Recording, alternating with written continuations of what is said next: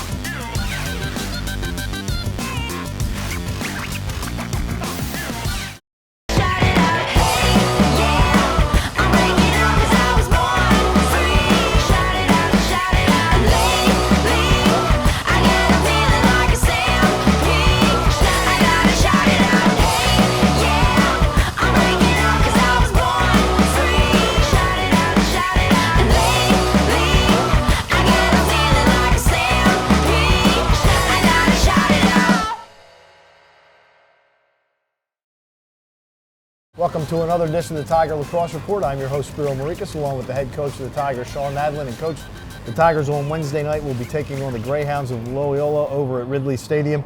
And this Loyola team starts off with a tough loss to Virginia, but they've come back. They beat Hopkins, and they had a tough one against Rutgers this past week, which they also won.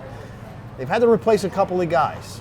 Pat Spencer, arguably the best player in lacrosse last year, and their longtime goalkeeper in Stover. How have they been able to offset those losses so far early in the season? As far as their offense, they're playing good team offense. They're sharing the ball from what we've seen on film, sharing the ball well. Again, Kevin Lindley's back. He was a guy that had, I think, 6 goals against us last year. He's just a great IQ player, always in the right spot, always does a good job bearing the ball. I think it's given some other players that have been playing in Pat's shadow a little bit over the past year or two. A guy like Aiden Olmstead, now he's got the ball a little bit more. You're really seeing what he's capable of within their offense, and he's a very talented player. So, it just allows those guys to, take more onus to the offense. They also lost Chase Scanlon, who transferred out, who was a terrific midi for him last year.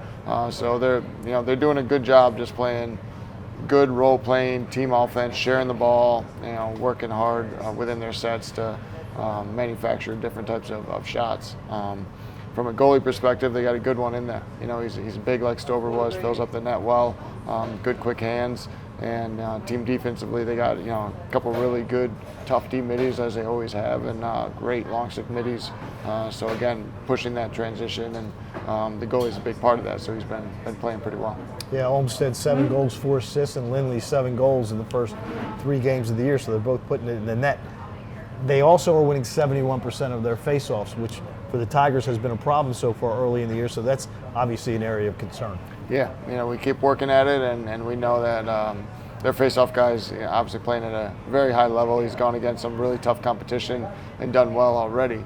So he's had to handle different matchups, whether it be just strict faceoff guys, some poles, different things. So he's well versed in different tactics from other teams. Our guys are excited about the opportunity.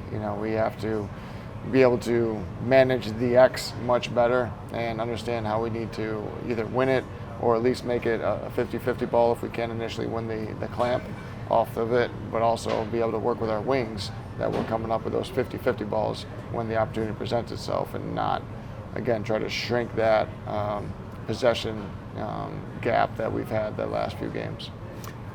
A situation that Towson hasn't been in for 7 years now, which is to start off at 0-3. And I will mention the last time you started 0-3, you went to the NCAA tournament that year. So that's promising. We'll take that. Exactly. Yeah. How do you make sure that guys aren't getting down? That there's so much lacrosse to be played that okay, you started 0-3, big deal. We got a long way to go.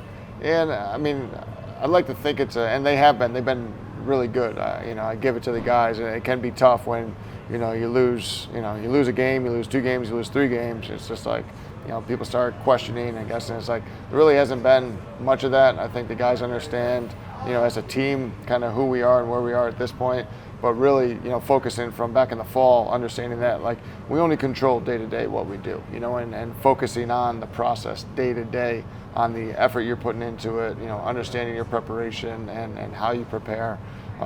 Again, that's going to put us in position to hopefully achieve success. And I feel like that mindset has allowed our guys to understand that, look, that's the losses are behind us. The past 3 games are behind us. What are we doing today? What are we doing in practice now that's going to put us in position to earn a win? And obviously play better lacrosse. And be a better team from that. So I feel like that's been helpful for the guys to. Do you have to kind of watch yourself as a coach so that you don't present an image of panic?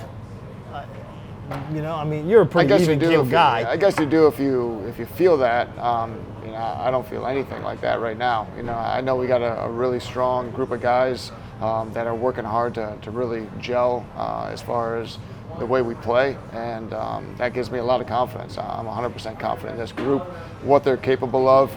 We just got to keep working hard to be able to perform at that level on a much more consistent basis. So the Tigers going to take on Loyola this Wednesday. Then you have a gap of 6 days to take on UMBC before you get into a schedule of every Saturday. From a practice standpoint, how does that change things? Having games in the middle of the week. You just got to be smart as far as what you're expecting out of your guys. You got to put in the preparation, but maybe dial back the amount of reps. Make sure they're quality reps, cover the basis of what you need. But again, you want to make sure your guys are as fresh as can be, but also prepared for it. So you just got to monitor where they're at and make sure that you're balancing that well. All right, so the Tigers will take on the Greyhounds 7 o'clock on Wednesday night. Ben Rosenbaum and Glenn Smith will have the call for you on TowsonTigers.com. And then the coach and I will be back again next Monday to talk about the Loyola game and the game against the Retrievers coming up next Tuesday. So for the head coach of the Tigers, Shawn Nadelen, I'm Spiro Morekas. Thanks for tuning in to another edition of the Tiger Lacrosse Report, brought to you at CNR Pub, where we love to be. And as always, go Tigers.